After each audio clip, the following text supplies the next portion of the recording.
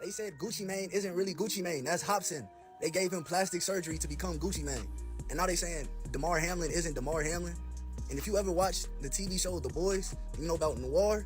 You know how Noir died, but they had somebody else come back to play him. That's crazy. Cause girl, you don't even know the real Gucci. Y'all think y'all know the real Gucci. Y'all don't know the real Gucci. That nigga parading around out here, that ain't the real Gucci, man. That's not him. I don't know where the fuck, honestly. Like, last time I seen Gucci was at Patchwork Studio in 2010. Cold Blooded was there.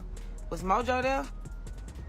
Yeah, I think Mojo, Cold Blooded. Like, that's the last time I saw Gucci in the flesh, but even that was... They said the man walking around calling himself Gucci Mane isn't the same one who went to prison in 2013.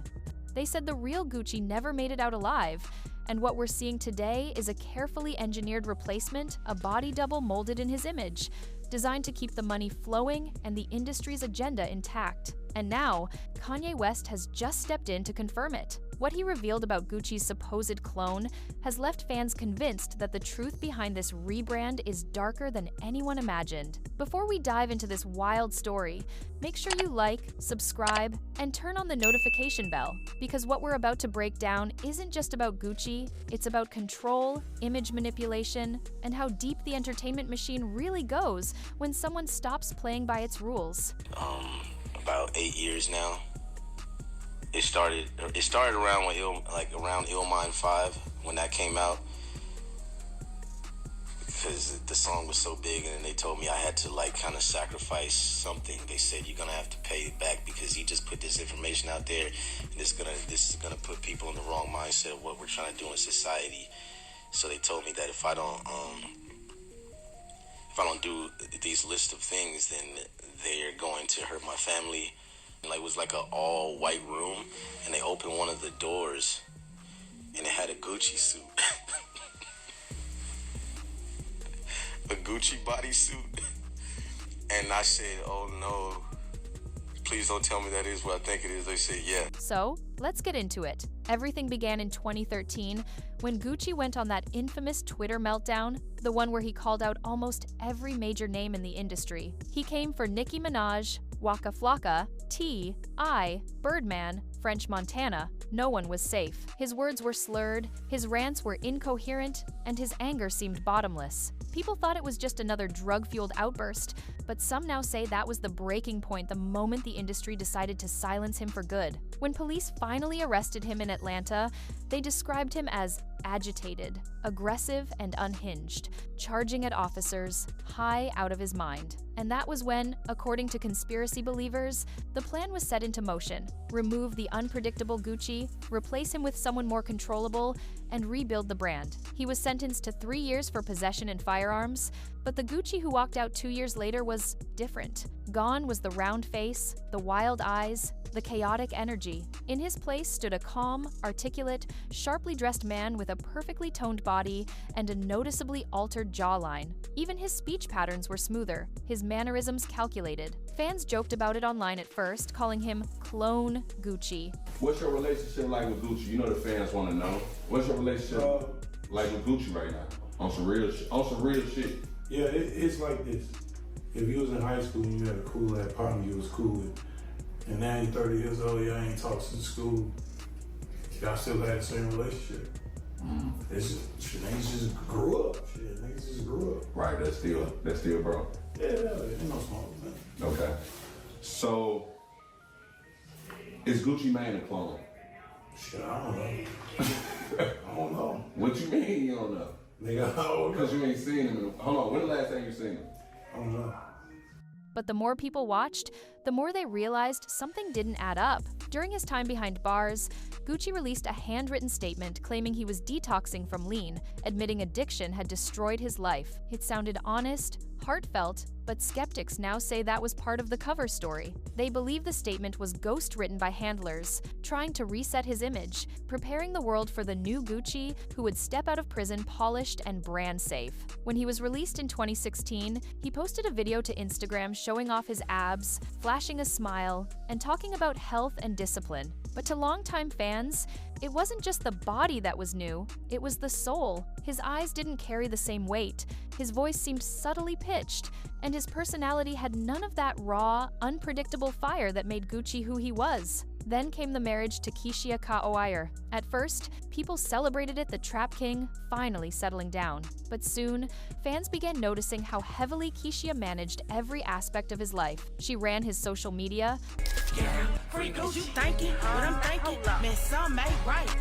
Gucci, is you in there? It's so blank, right? I'm hearing that Gucci is a clown. I wouldn't even support or deny those accusations. Man, I'm talking about is you a clone or not, huh? Cause that's what I heard.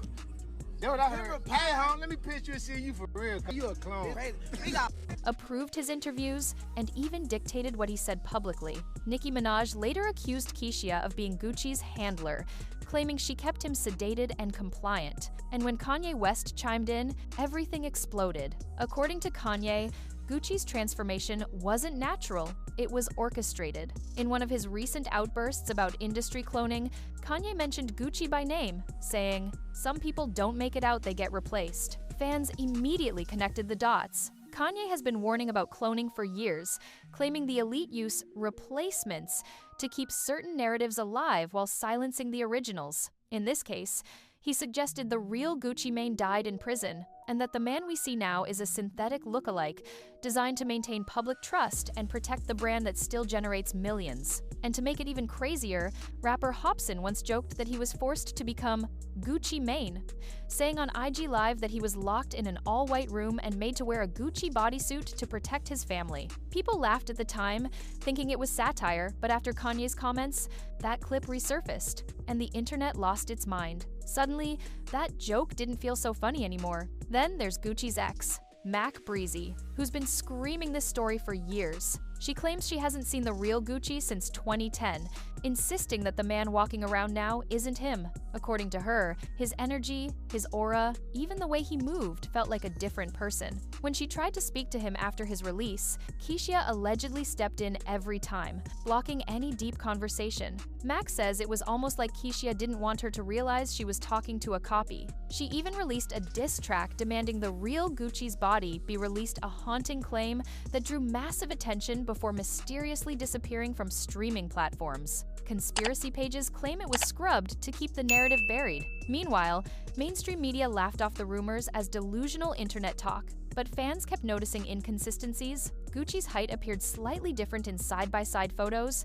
his tattoos seemed rearranged, and his speech patterns lacked the heavy southern drawl he once had. But Gucci himself tried to kill the rumors by addressing them directly. In interviews, he said he simply grew and morphed into a better man, emphasizing that he changed his thinking and environment. The problem? His phrasing only made the theory stronger. The word morphed became a meme, fans twisted it into admitted transformation. And in the world of hip-hop conspiracy culture, a vague word is all it takes to spark years of speculation. Kanye's new statement reignited everything. He said, "You don't understand how deep it goes. They replace people who don't obey." Coming from someone who's openly battled with the industry machine, those words hit hard. If anyone's seen behind the curtain, it's Kanye. He's called out labels, handlers, and synthetic influencers before, and if he's right, Gucci might not be the only one. Online, people have been dissecting every clip of Gucci since 2016. How his laugh feels different, how he never takes off his sunglasses, how his once brown eyes now seem darker and glassier. Some say it's medication, others say it's body modification. But among the conspiracy crowd, it's evidence of cloning. Reddit threads are full of photo comparisons, analyzing facial symmetry, ear shape, and muscle tone. One viral post even compared Gucci's voice frequencies from 2012 and 2017, claiming they don't match. And then there's the behavior. Old Gucci was loud, impulsive, ready to fight anyone in the room. New Gucci is reserved, diplomatic, almost eerily calm. For fans who grew up on Trap House Gucci, that shift feels supernatural. Nicki Minaj's involvement poured more gasoline on the fire. After Keshia mentioned her in a Breakfast Club interview, Nicki went on a rant accusing Keshia of keeping Gucci sedated and calling her a wannabe me. Coming from someone who's seen the underbelly of the industry herself,